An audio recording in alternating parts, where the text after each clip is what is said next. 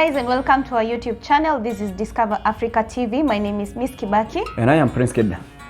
Today we are going to start with our Dowry series. We are going to take you through the Kikuyu traditions and beliefs in the dowry, what is required of a groom to undertake the dowry process from the beginning to the end.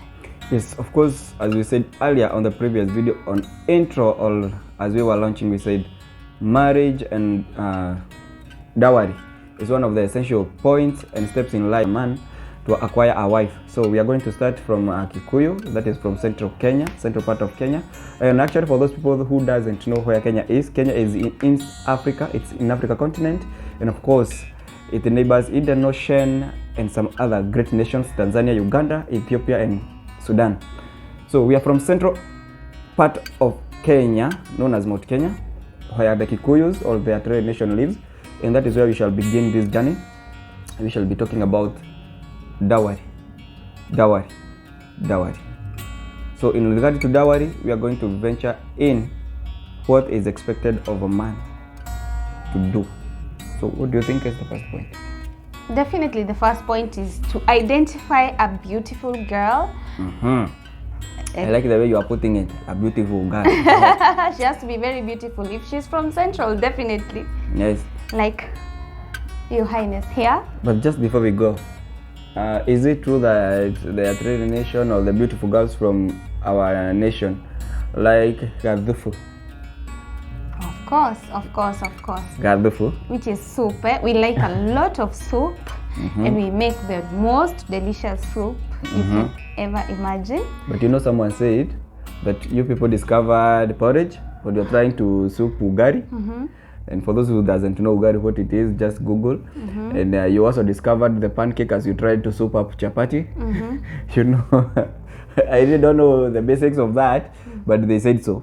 He's speaking as if he's not part of us. I'm part of us, but you know, I'm a man, so I'm asking a lady to at least elaborate. Oh, okay. You people are the ones that do these things. Yeah, us, we want soup in literally anything and everything. Thank you. But one thing we need to point out that Kenya, in Africa, Kenya has the best food. It leads in delicacy. I don't know. Yeah, it does. We have the best food. We have the best food. Yeah. So we are lucky to be Kenyans. We are. After you identify a beautiful girl, there then goes another point in life where you have to go and visit their parent or her parent, so that they get to learn about whatever is growing in between you two. So you visit casually to their home until the lady is comfortable to share with their parent or her parent about who you are and what point makes you keep on visiting their boma. Actually, the first visit to the girl's home is very important for you to be able to actually know whether you are related or not, or you have like an association of clans.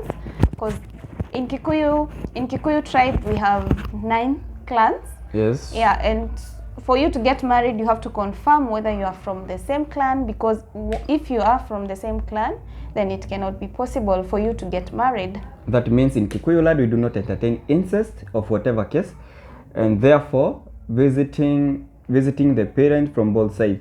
You know, at some point people intermarry, and then you get to find that you have found a beautiful man, a handsome man or a beautiful lady that is a far cousin of yours. So when maybe let's say for instance, when I find her and then I visit her home, could be that their parents do not know, but when she visits us from my side, then my mother or my father notices this face is familiar to us. This face kuna ka bloodline, you know. So visiting both sides of the parent helps you to fight incest and helps you understand that this person is purely out of your bloodline. Also, I'll correct you. It does not concern looks. It's not about the looks. It's about the name. The naming. Yeah, the name. But of course, you have like grandparents. You follow the name. You do a background check using the names. Yeah, the names of the family names. But you see, by virtue of genes, you find you are so close. Your face is so close to related persons or relatives. And you find kuna kamshikamano mahari. I will give you a story on such a case that happened, and it was solved out by a law. The mother just looked at that girl and asked her, "Are you Fulani wa Fulani?" By simply looking at her. Kwanza wa mama, I fear you. So okay, for those of you now who are from a different continent, who cannot have any kind of association, the first visit is actually important for you to, like, you know their home, know where she comes from, basically that. No, for you, you'll not be related, definitely. You'll just be going to know their home. Yes, and of course you are going to be learning what they believe in, because different people, different families have their own beliefs and how they conduct their issues. So the visit to that place, to that home, then gives you a privilege of learning all these things before you get to serious business like Rorashio, which is dowry. So visiting prior to, is it prior? I'm a prior. It's whichever. prior. It depends with whoever taught you English. helps you learn all these things before you get to dowry negotiations, which follows shortly after you visit the home. Okay, and so the first step will be like after now you've known her home, where she comes from, you now go to something that is called kohadaidege. It's like putting a sign. If I interpret it in English, is putting a sign. And when you put a sign is now when the lady is declared yours. Yes, in short, kohadaidege means you go and the girl is now marked. She cannot, nobody else can come after her hand in marriage. So you must go and you pay a certain price, just a little one, just to make that lady now officially designated to you prior to you making the dowry payment. That is very much important, because that is where now you start having signs of owning that lady. Otherwise, you visiting their parents, running their businesses, doesn't guarantee you her as a wife to you. And so the small price for the putting the sign is a virgin goat. Did you know that? It's a virgin goat and a male sheep. It's called the Bori Naharika in Kikuyu. Mwate Naharika, yes. And then? And then when you give those, then the parent from the lady's side help you by letting you know what they expect of you as you come to Rorashio. As you come to dowry payment, they give you that small list on what they expect from you, because at that particular day you come, that is when they will tell you this and this is what we want, this and this is what we want. Actually, when you go to kohadaidege or going to mark the lady, that is when they give you a date on when you should come for Rorashio. That is, if you are ready, because some are not ready, they come, they do it, and then they go. They take longer, as longest as they want, but some are normally ready. So when they come, they are ready to run with it. So when they give you the list, then you plan the date and you plan the occasion itself. And so now once you like bring in the virgin goat and the male sheep, you now plan. Okay, we forgot to say there's a committee that is going to do like a negotiation. You'll have a spokesperson from the girl side and a spokesperson from the groom's side, and then now you'll now plan on now it's officially, now you'll start the process of the dowry. So after you give the virgin goat and the sheep, you now set a date to come and start the dowry officially. Yes. So during the dowry, now this is where now the ukoko unarika maua. What is that? That, I mean, during when the dowry comes in, now this is where the seriousness of the business now starts showing itself or manifesting, because this is at the point where the price tag of the lady you want is going to be named. Yeah. And that doesn't come just easily. She said that you have a small committee from the bride and the groom's family that negotiate. But basically, the truth of the matter is the committee, or actually it's a family issue that comes from the lady's side. You, for the man, you just come with your people and you listen in what they have to give you for you to offer. you know. So the uncle or maybe a man from the village who understands the basics of a Kikuyu setup will come with all that, and during that particular day, it's when they are going to name the tag, the price. I mean, And on that tag that Prince Kid has mentioned, it depends on the amount of goats or sheep that was taken to the mother's side. yes. So if the daughter of if the mother of the bride was bought with one goat, that's the goat that will be brought to the girls. And if the father of the bride did not take dowry to the mother's home, whatever this groom is going to bring to that home will be taken to the grandfather of the bride. Just before we get to that point, Miss Kibaki, let's make them understand that the price that the mother had is not necessarily taken as easily as she framed it. If she was bought at one goat, that goat will be bought or will be given in accordance to the current price of a goat. You understand?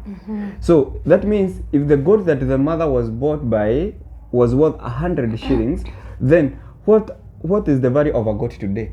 Yes, Let's say maybe 10,000. Yeah. That means it's one goat but with different value of money in accordance to the time. Oh yeah. You understand? Yeah. So do not go saying, oh, they said that. They said it's one goat, That- and so we are going to take. Yes, another thing that would be very much important to you to note is that you should discover or you should learn if the mother is officially paid for the dowry, because you may be unfortunate enough to get a girl who has no parent, who is an orphan, and maybe her parent or her mother, the dowry was still hanging, Yeah. was not complete. It's very important for you to learn that, so that you can solve that by the help of the uncles if they are there at all, and maybe understand some basics, because the foundation of the whole setting of a marriage will now be laid at that point, because there are cases that are very, very vital and vibrant in our traditions that works across the generations once you skip a single step. So that point is very essential. Learn if the mother has gone through the process, because if she has not, then you must make sure you are not forcing them to do it, but make sure they learn, you understand that. And if they receive the dowry now, they should make it clear to you that it's no longer upon your wife or the lady to carry the cross of the dowry. You understand? Because the mother, they should not receive the dowry if at all the mother was not bought. That's for sure. And now on this set date that the committee sets, there are those things that will be brought for the men and for the women. There are different gifts that are given to the women and those that are given to the men.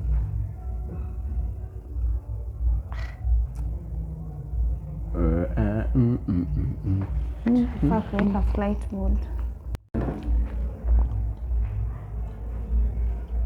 So, like on this day, there are different gifts for men and different gifts for. On this day, there are different gifts for women and different gifts for men. For example, the women are given Lesos, kangas, and soda, and some soft sodas. drinks, because they cannot take alcohol. It's like named the women's beer, but it's soft drinks because the women cannot take alcohol. The men are given fattened ram, a heifer, a tank, etc., just to mention a few. Also beer for men, a traditional brew. Yes, it's Yeah. known as Moratina. Yes. And at that point, it's good to also elaborate that the gifting also differs from family to family according to their beliefs. There are those families where women take alcohol at their home. Alcohol is accepted, because even the alcohol that men are given at some families, it's converted to either money or something else. Sure. Because the family doesn't recognize beer, or they are Christian, just because of denominations, that is in religion matters. So it's all about the family and what they believe in. However, the gifts are a must. Yeah, they're a must. And also, side note to note is the animals that we are mentioning nowadays, most of them are not taken as, you know, like walking on fours, like Yes. real animals. They are mentioned in money. Yes, in they are money converted form. into cash. Yeah. So if you are from Arabs, you are from US, you are from Asia, India, and wherever else, actually Indians.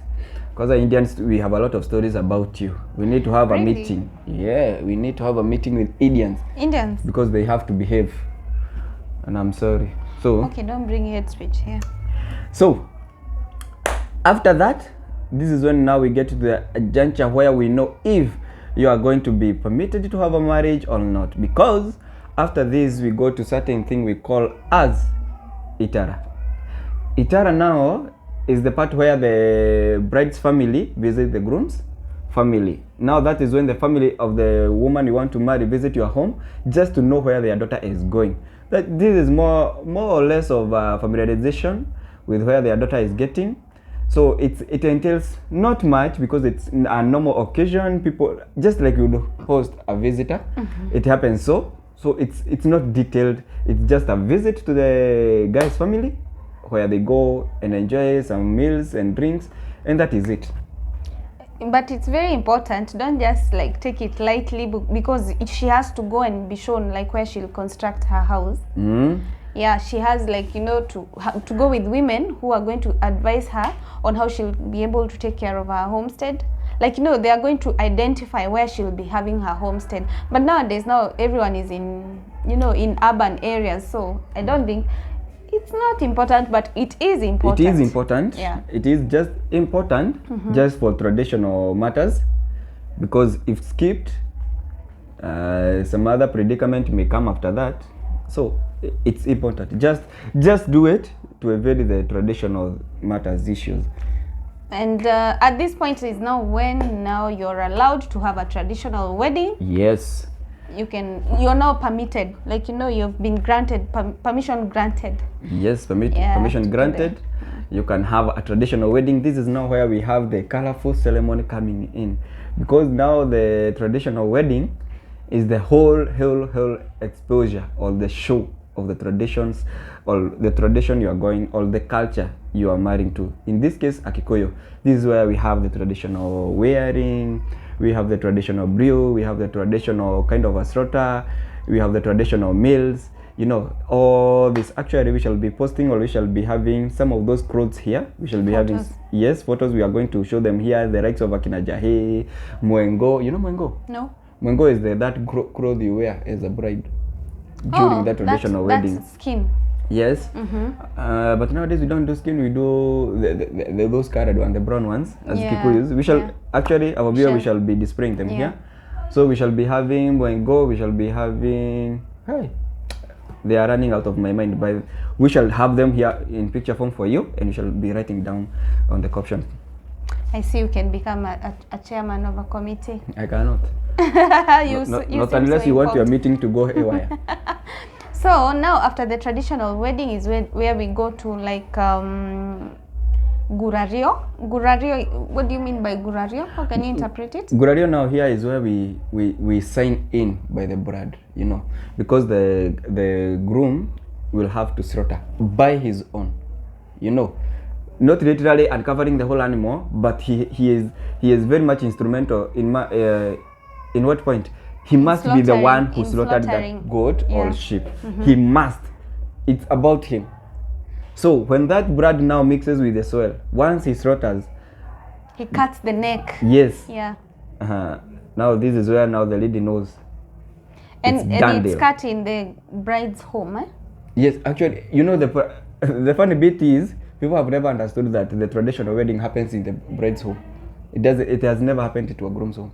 But both weddings happen in the bride's home. No. The white wedding takes The white wedding happens in the groom's church. No. Groom's church. Which means it's the other side now. Okay. Yeah. Okay, point to note that traditional weddings take place in the bride's home, and the white wedding will take place in the groom's church. Yes. So we'll note that. Yeah. I think the last part is now Gotini Akiade. Gotini Akiade, that comes way Cutting much the arm. later. You didn't interpret Gurario. Gurario in English? Gurario in English, I said it's about slaughtering or signature by blood. Signature by blood. Yes. It's like a covenant. Yes, a covenant. Yeah. And that is where I said, when you see that happen, now it's a done deal. Yeah. You know, even if that woman at some point in life you disagree and she would just decide to walk out on you or out of your home, even at her death, she can't have a burial place at her. She cannot have a cemetery at her home. She will always be buried at your home. Cemetery, did you just say cemetery? It's a burial place. Yes. Cemetery is like a public. Yeah, I wanted it for clarity though. Yeah. For clarity. Okay. So she will always be buried. And anything that pertains to your children and your wealth, she is now from the traditional part of it, she is regarded as co-owner Of everything that you two have. Once the signature by blood is done, it is a done deal.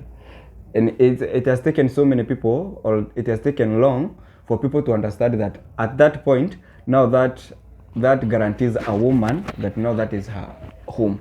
Even if whatever happens, the wealth or whatever, she is partaker of the things.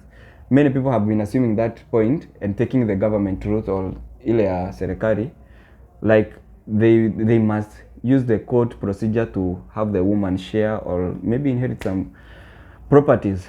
But for a tradition that is in Kikuyu, once the gurario or signature by blood is done, that woman is entitled to each and every share of whatever you have. So secure that dollar, secure that house. Once you do the gurario, then half, 50-50. It's not 50-50, but she is entitled. Oh, she's entitled. Yes, if the man takes 3 children, she must have few children on her side. Yes, she is entitled. Actually, she is part of the decision making. You cannot, as a man, you don't have to decide now alone. She's part of you. Yes, the decision making now becomes a kind of a pair. You cannot decide on your own. She is part of it. Okay, thank you so much, Prince Kid. There, I didn't know. So, gurario is the final step. The not gurario, sorry. The gotini akiade, utaedit out hapo. Gotini akiade is cutting the arm, whereby the groom goes to the bride's home and slaughters another goat and cuts the arm and roasts the arm and makes sure that he feeds the bride. And at this point, this is where now the man is regarded a full son of the in-laws. Yeah. Now he ceases to be a son-in-law, but now becomes a son. At this point, the in-law part is retained for both parents, but as a son, this is when you can go even and spend a night at your bride's home. Because you are now fully a son. Yes, they don't regard you as an in-law. As an in-law. So you are now a son in that family. So at this point, this is where everything ends. However, due to respect of the parent, it's always, we have something we call murasho motateraga, or what do we say?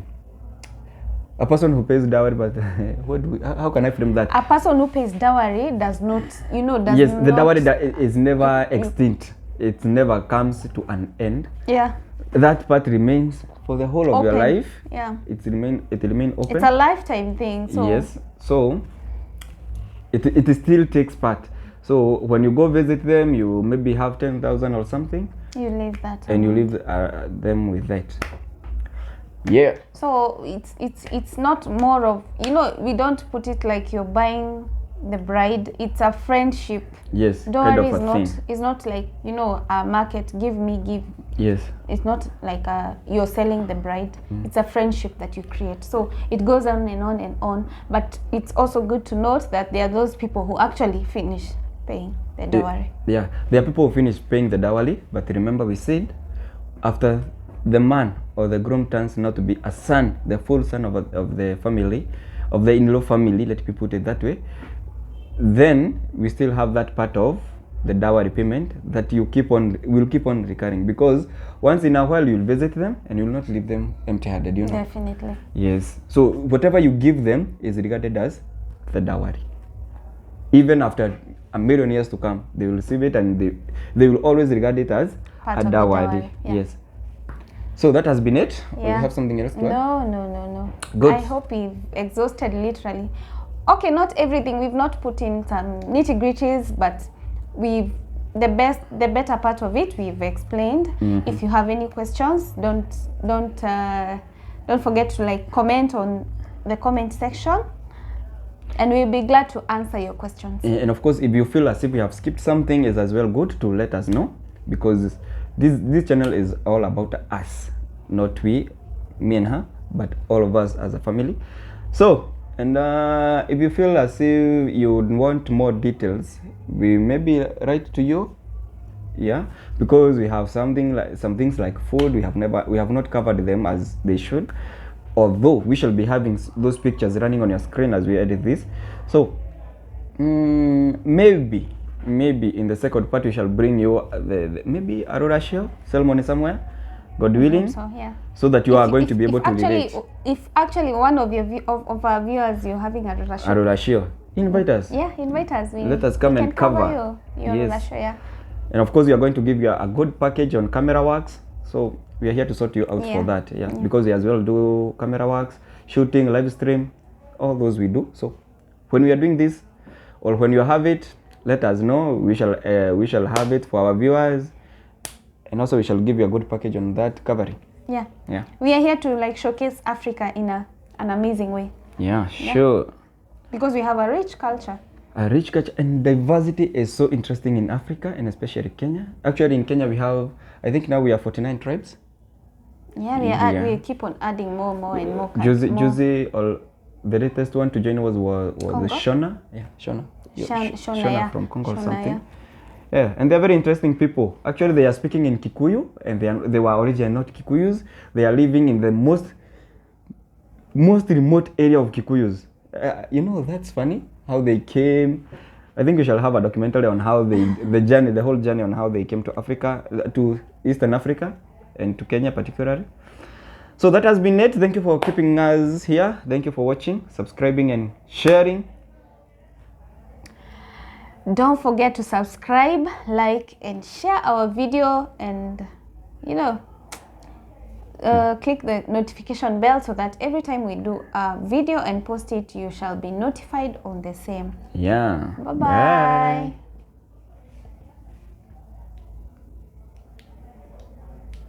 Nikaregire kuhoria. Ni gaka kaido gaku.